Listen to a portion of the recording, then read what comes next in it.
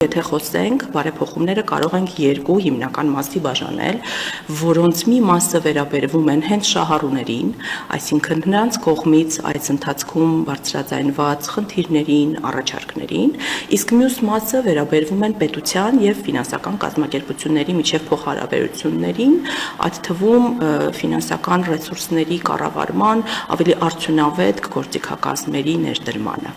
Այժմ խոսենք այն փոփոխություններից, որոնք վերաբերվում են մեր շահառուներին։ Գործնականում մենք ունենում էինք դեպք ամուսնալուծված ընտանիքներում, երբ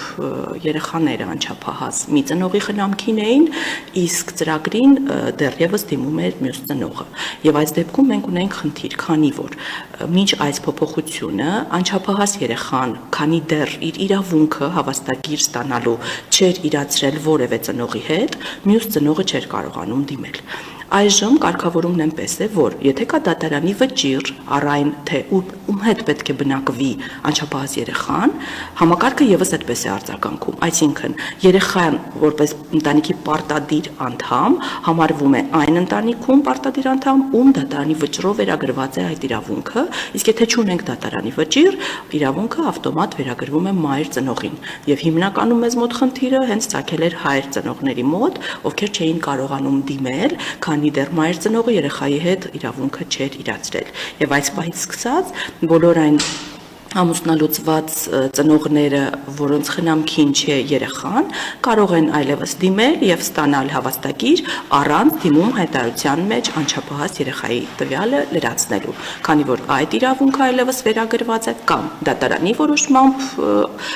խնամակալ հանդիսացող ծնողին, կամ եթե չունենք դատարանի որոշում, մայր ծնողին։ Այսինքն առանձին որպես սուբյեկտ, հա, ամուսնալուծված անձը ինքը մենակ իր համար։ Մենակ կամ եթե այլևս ունի նոր ընտանիքի կազմում, այսինքն նախորդ ամուսնությունից, որտեղ կա արդեն ամուսնալուծություն ծնված անչափահաս երեխան, այլևս իր ընտանիքի պարտադիր կազմում չի դիտարկվի եւ իր դիմումը չի մերժվի թերի կազմ հիմքով, քանի որ իրավունքը վերագրվել է այլևս մայր ծնողին կամ եթե ունենք դատարանի վճռով որոշված խնամակալ ծնողին։ Վիճաբանության խնդիրը չի լինի արդեն ընտանիքի միջև։ Այո։ Եվ այս պահից սկսած արդեն այդ ծնողները կարող են դիմել։ Ներկայում դեռևս ծրագրային ապահովումը թարմացված չէ, քանի դեռ ծրագրային ապահովումը չկա, նրանք կարող են դիմել նախարարություն, դիմումի հիման վրա մեխանիկական եղանակով հավաստագիրը կգեներացվի, իսկ առաջիկայում նաև կլինի ծրագրային ապահովումը եւ ինքնաշխատ եղանակով այդ հավաստագիրը կգեներացվի։ Այս հարցը հենց ամուսնալուծված անձինք են բարձրացրել։ Այո, հայր ծնողների կողմից բարձրացված խնդիր է, որովհետեւ հիմնականում չունենք դատարանի վճիռ եւ երեխաների խնամքը հանձնված է մայր ծնողներին։ Երկրորդ շատ կարևոր փոփոխությունը վերաբերվում է այն ընտանիքներին, որոնց դիմում հայտարարությունը մերժվել է ընտանիքում մանկահասակ երեխայի տվյալների բացակայության հիմքով։ Միջգերատեսչական հանձնաժողովին դիմաց դիմումների մեջ բազմաթիվ էին այն դիմումները, որտեղ դիմումը մերժվել էր մինչև 6 տարեկան երեխայի տվյալների բացակայության հիմքով, այսինքն տվյալները առկա չեն ներքին գործերի նախարարության, միգրացիա եւ քաղաքացիության ծառայության տեղահանվածների շտեմարանում։ Պատճառը շատ տարբեր կարող է լինել օբյեկտիվ եւ սուբյեկտիվ, այսինքն կամ մուտքագրող օպերատորն է թերացել, կամ ծնողը տվյալը չի ներկայացրել, կամ երեխան ծնվել է Հայաստանում եւ հետեւաբար ֆիլտրի տակ է ընկել, պատճառները տարբեր էին, բայց պետք էր լուծում։ Եվ քանի որ միջգերատեսչական հանձնաժողովն էլ բնականաբար այդ դիմումը բավարարում էր եւ հավաստագիր էր շնորհում ընտանիքին, որոշվեց, որ եթե 23 թվականի սեպտեմբերի 19-ի դրությամբ երեխայի 6 տարին լրացած չի եղել, եւ ընտանիքի դիմումը մերժվում է բացառապես այդ երեխայի տվյալների բացակայության հիմքով, այլևս այդ դիմումները չեն մերժվի եւ միայն այդ երեխայի գործոնով պայմանավորված դիմումը չի մերժվի եւ կհաստատվի։ Այսինքն եթե ունենք մինչեւ 6 տարեկան երեխա, ում 6 տարին լրացած չի եղել տեղահանության օրվա դրությամբ եւ ընտանիքի մյուս բոլոր անդամների մոտ ամեն ինչ նորմալ է տվյալներում, երեխան ավտոմատ կհամարվի շահառու եւ դիմումը այլևս չի մերժվի։ Այսպիսի մերժված դիմումներ մենք բավականին շատ ունեինք։ Այս պահից այդ դիմումները եւս արդեն կհաստատվեն։ Հաջորդ փոփոխությունը վերաբերվում է այն ընտանիքներին, ովքեր, եթե կհիշեք, նախորդ մեր բարեփոխումների ժամանակ բավականին մեծ քանակությամբ բնակավայրեր, արժեքը 1 անձի հաշվով 3-ից դարձավ 4։ Եվ այն ընտանիքները, ովքեր մինչ այս փոփոխությունը ունենալով դրական մնացորդ, դրական մնացորդն իրացրել էին վերանորոգման վարկ ստանալու համար, բայց ոչ ամբողջ սահմանաչափով, հա, որտեղ գիտենք, որ դրական մնացորդը մինչև 4 միլիոն դրամ կարող է ուղղվել վերանորոգման վարկին, դիցուք 1 միլիոն դրամ ուղղել էին վերանորոգման վարկին, եւ երբ աջակցությունը 3-ից դարձավ 4 միլիոն եւ ընտանիքներից շատերը կրկին ունեցան դրական մնացորդ եւ ուզում էին լրացնեին այն տարբերությունը կրկին վերանորոգման վարկի տեսքով, այդ հնարավորություն չկար, քանի որ ծրագրի շրջանակում նախատեսված էր 1 վերանորոգման վարկ։ Եվ այս որոշմամբ այդ ընտանիքներին կտրվի հնարավորություն ստանալ երկրորդ վերանորոգման վարկը, եւ այսուհետ ֆինանսական կազմակերպությունները կարող են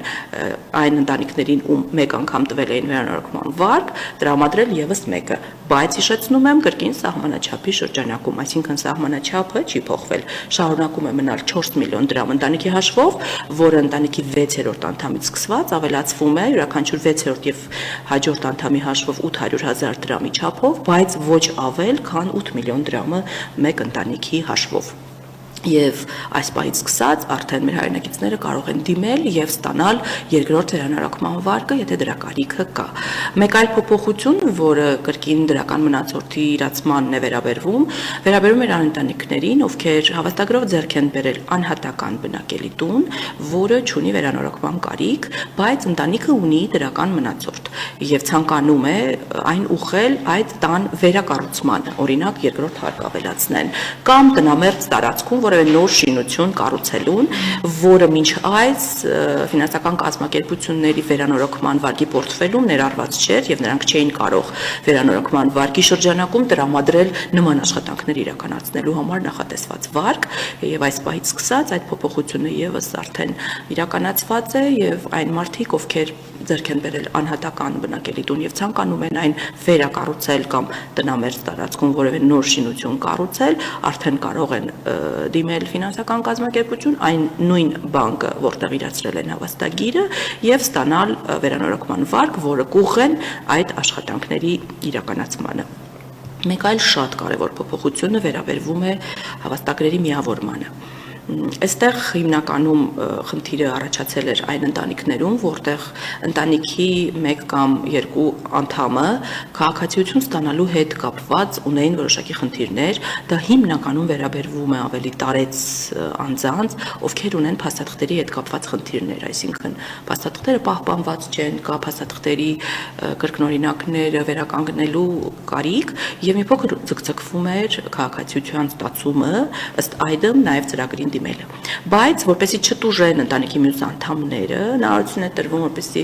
ընտանիքի մի մասը, իհարկե խոսքը այստեղ ոչ պարտադիր կազմի մասին է, դիմեն, ստանան հավաստագիրը, իրացնեն, այնուհետ երբ ընտանիքի այդ անդամը, ով ունի խնդիրները կարգավորելուց հետո ստանա քաղաքացիություն, դիմի, ստանա հավաստագիր, խոսքը այստեղ 1, առավելագույնը 2 անձի մասին է, եւ այդ հավաստագիրը չիրացված միավորի ընտանիքի մյուս կազմին, ովքեր արդեն իրացրել են հավաստագիրը, եւ այս դեպքում հավաստագրով հասանելիք գումարը կդիտարկվի որպես դրական մնացորդ, քանի որ հավաստագիրն արդեն իրացված է, եւ կուղղվի համապատասխան ուղղություններով վերանորոգման վարկի ստացում, կահույքի եւ կենցաղային տեխնիկայի ձեռքբերում կամ գյուղատնտեսական նշանակության հողամասի ձեռքբերում։ Մեկ այլ կարևոր փոփոխությունը վերաբերվում է արդեն միջգերատեսչական հանձնաժողովի գործունեությանը։ Նախ գործնականում հասկացանք, որ շատ ունենում ենք դեպքեր, երբ կարիք է լինում տեղեկատվություն ստանալ պաշտպանության նախարարությունից, քանի որ գործ ունենք զինծառայողների հետ, եւ կրթության, գիտության, մշակույթի եւ սպորտի նախարարությունից,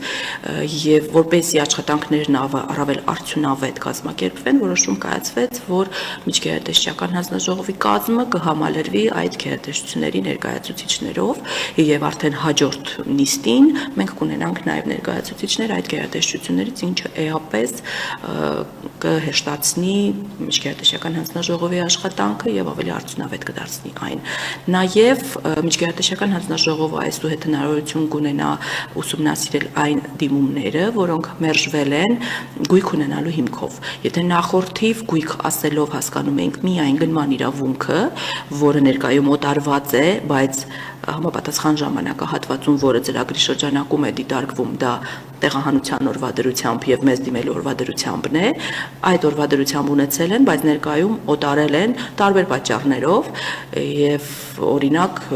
վճարումներ անհնարին է եղել կատարել եւ դրա արդյունքում գույքը օտարել են։ Եթե նախորդիվ դա վերաբերվում էր միայն գնման իրավունքին, ներկայում դա վերաբերվում է նաեւ եղած գույքին եւ եթե մեր հայրենակիցները կներկայացնեն հիմնավորումներ թե ինչու է գույքը օտարվել եւ այդ հիմնավորումները կլինեն ընդունելի միջկայատեսչական հանձնաժողովի համար, այդ ընտանիքը եւս կստանա հավաստագիր եւ դիմումը չի մերժվի գույք ունենալու հիմքով։ Մյուս փոփոխություններն արդեն վերաբերվում են պետության եւ ֆինանսական կազմակերպությունների միջև փոխհարաբերություններին։ Այստեղ ես խնդրում եմ մեր հայրենակիցները ուշադրություն դարձնեն, որ ծրագրում ավելացել է 20% կանխավճար պարտադիր, բայց դա որևէ կերպ իրենց չի վերաբերվում, այսինքն մեր շահառուների կյանքում ոչինչ չի փոխվում եւ այդ կանխավճարը եւս պետության կողմից է ֆինանսավորվելու, այսինքն ընդամենը եթե օրինակ պայմանական 20 միլիոն դրամ, 4 հոգանոց ընտանիքը 5 միլիոն դրամ արժողությամբ բնակավայրից պետք է ձեռք բերի գույք, նրան հասանելիք գումարը 20 միլիոն դրամ է, տունը արժի 20 միլիոն դրամ, եթե մինչ այս պետությունը 20 միլիոն դրամներ վարկով վերցնում եւ շատ ավելի մեծ տոկոսագումարներ էր վճարում, ներկայում 20 միլիոն դրամից 4 միլիոն դրամը պետությունը միանվագ է վճարելու կանխավճարի տեսքով, մնացած 16 միլիոն դրամը արդեն վարկի տեսքով եւ այսպես պետության ֆինանսական բեռը մի փոքր կթեթևանա բանկի նկատմամբ պարտավորությունների կատարման տեսանկյունից, բայց շահառուների համար որևէ բան չի փոխվում, ոչ աջակցության չափն է ավելանում կամ պակասում, ոչ էլ իրենք ունեն պարտավորություն կատարել այդ կանխավճարը եւ սա շատ կարեւոր է, որպեսզի հանկարծ տարընկալման տեղիք այս փոփոխությունը մեր հայրենակիցների շրջանում չառաջացնի։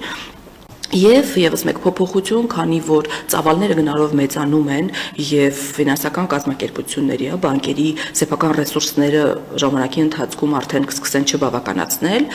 որոշում է կայացվել, որ գործընթացին կմիանան վերաֆինանսավորող կազմակերպությունները, խոսքը ազգային հիպոթեկային ընկերության մասին է եւ որպես ընկերությունը կարողանար մասնակցել ծրագրին, պետք է համապատասխան պայմաններ ապահովել եւ այստեղ սահմանվել է, որ վերաֆինանսավորման դեպքում տոկոսադրույքը կկազմի վերաֆինանսավորման տոկոսադրույքին գումարած առավելագույնը 2%-ային կետ, բայց իհարկե ոչ ավել քան 13%, որպեսզի բանկերի սեփական ռեսուրսով ֆինանսավորման տոկոսադրույքը չգերազանցի։